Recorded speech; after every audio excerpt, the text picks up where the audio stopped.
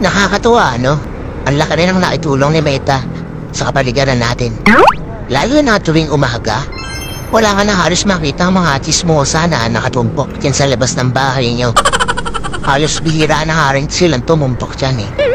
Paano kasi? Mas gugustuhin pa nila na mag-isip ng content para sa reels nila maghapon. Oo, ayaw na nila makipagchismisan o makitumpok dyan sa labas ng bahay niyo.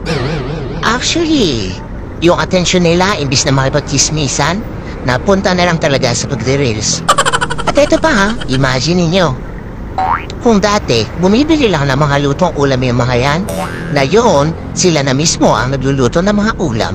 At kahit tuwipang itlog, inire-reels pa. Ganon ka-husay si Meta.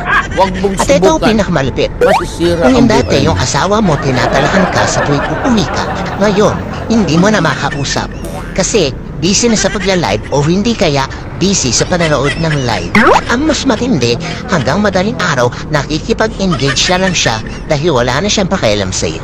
Ang husay ni Meta, no? O siya, makauwi ng hati-nati pa ako ng asawa ko. Itang re-release pa niya daw kasi to baka mapagalitan ako. O siya, bye guys.